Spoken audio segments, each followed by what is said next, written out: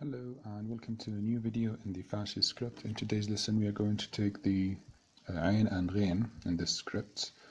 Make sure to like and subscribe to this channel if you want to learn more about this type of calligraphy.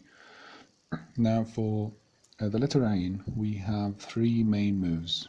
The first one would be using the tip of the pen and the width of 1.25 width. What you're going to do here is to go up and then rotate to this side. As you can see, you will end up with a shape that looks like a small nudge up here. Now this is the first move. The second one would be thicker and in a different direction. Now for that one you have it as 1 point wide. And what you're going to do is to use the 2/3 of the thickness and move into this direction. 2/3, and you move down to here. These two will connect to each other, as we are going to see. So you're going to do 1,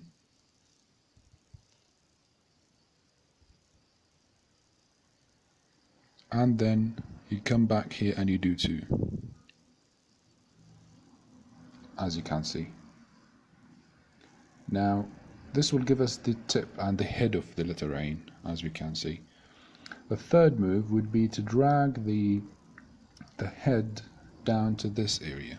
So the third move would be simply a line going this way. Again, this we use the tip of the pen. Now make sure that here is where you start. So you go down like this, as you can see, and finally we are going to add a body that is similar to the hat body. Now for this one, for example, you know that you need this to be extruded outside the letter. The inside would be 3 points high and 3 points wide. So this way you will go down. And it's the same rules with regards to the angle of the pen as we took in the letter Ha. Now here you will end up with 2 points of height for the end of the Ain, and the width, let's say, would be almost 2 points, 2.5 points. So this is how you write the Ain by itself. You start with the first move, which is quite shallow, then the second one, then you go down with the third one, and finally the fourth, which is the hat move. Now when we connect Ain, we have special cases for this letter. So the first case would be with letters such as Alif, Kaf, Lam, Dal, any letter that goes up, high up, not just up.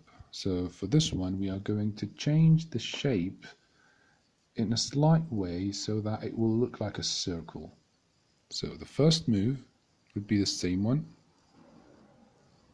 The second move would be literally a curve. So here we're going to curve. The third one would be also a curve. Now here we use the full thickness because here we use the tip.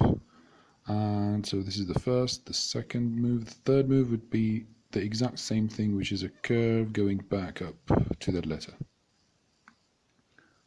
So here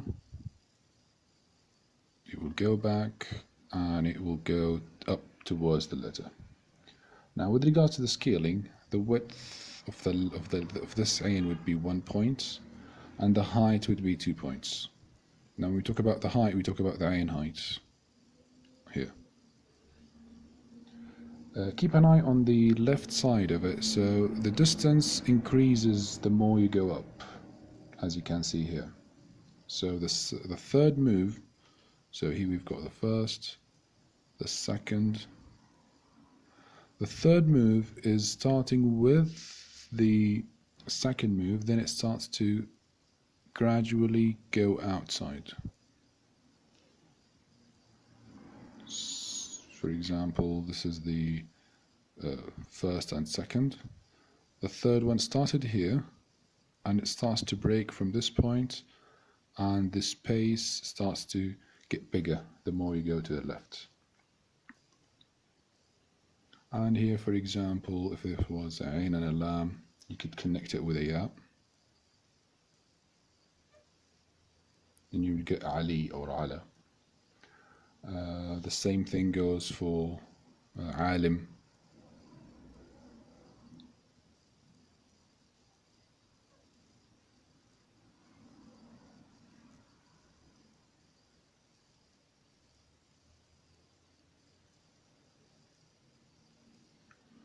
And for example, Adad, you have Ain,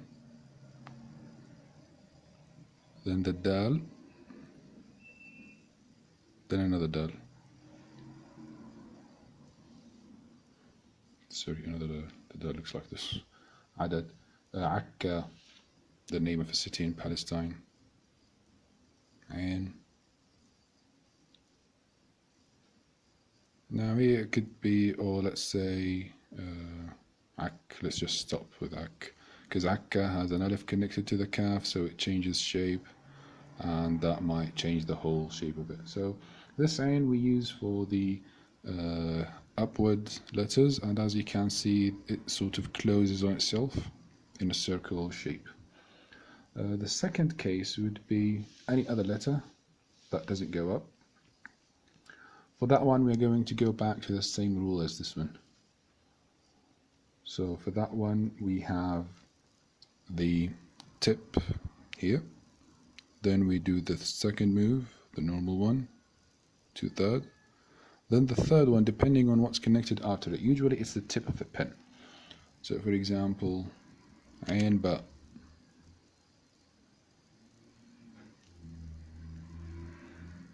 The word Ib.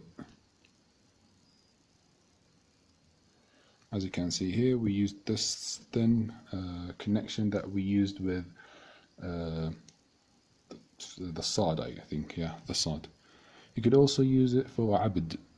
So here we have Ain, 2/3, a Ba, then a Dal. So here we have the word Abd. The key here is to have a thin nick, the thin third move, so that it will connect to the letter after it. Depending also on what's after it, you could, if there was a Mim, Ha, a Jim, Ra, the move would change. So here what we did is that we moved up then down, like this.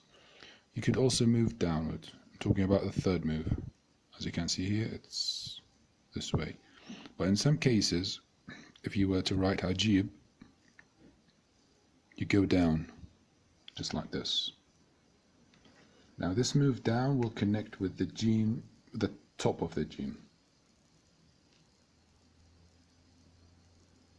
A Ya, then a Ba.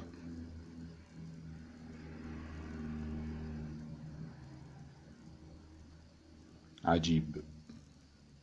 The same thing with Am or Ahd. These letters that connect from the top, you use this move with. Then we have Ain in the middle. Now for that one, we all know that Ain in the middle changes shape totally. And what we do here is that we have two moves. So you're coming from this side with whatever the letter was. You go down, you go up, and you stop here like this. It's not hard, it's a very simple move. Then you will go back and come here. It's quite simple. Again, depending on what follows it, you would either use the going upwards or going downwards. For example, if it was the end of a word, you will have to go downward and do the scaling for this letter. This is how it looks like connected. If we were to write the word Ma, Mim, and Ain. Now make sure that you extrude it for 1 point here, to avoid any mistakes, and you do the scale letter. So meme, you stop, you add your scale,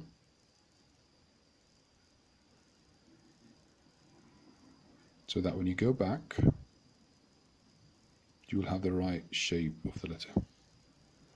We can see the difference between these two, the one with scale and the one without scale. Now in some cases they explain it as the head of a falcon, the letter Ain. They say that this is an eye, this is its beak, and looks like a pigeon more than a falcon. But they explain it as the head of a bird in general. This is the letter Ain, and if it was Ghain, you would simply add a dot here. Now make sure that you just focus on the dots for the Farsi, because sometimes you will find them written this way, like really sharp curves. Sometimes you will see them written like this, so it's fine. It's just a style that people do. For today's lesson we talked about the letter Ain and Ghain, and we saw how it looks like singular, and then we moved on to the connected ones, where we saw two cases, the one with letters Alif, Kaf, Lam, Dal, as we can see here, and we saw it with any other letter, either if it was a normal letter, for example Utal, you do the Ain, then the Ta, as we learnt last time, and the Ta is connected to a lamp, so it has to go up, and finally we add the lam. So for the Ta we used this connection, and it's similar to any other letter than these ones, the Ha, Mim, Ra, Ha and Ya. These letters you will have to use the downward move. The downward move is similar to this one, the one that comes with the singular Ain, but you need to be careful when you connect it with the letter so that it won't be too long, as we can see here. Finally, we talked about the shape of the Ain at the end. I hope you enjoyed this video. Let me know in the comments if you have any notes about the classes, and with regards to the practice, you could use any of these words that we learned today.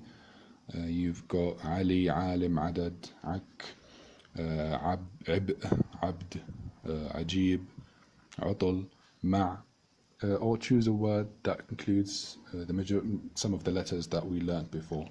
I hope you enjoyed this video, and we'll see you in the next one. Goodbye.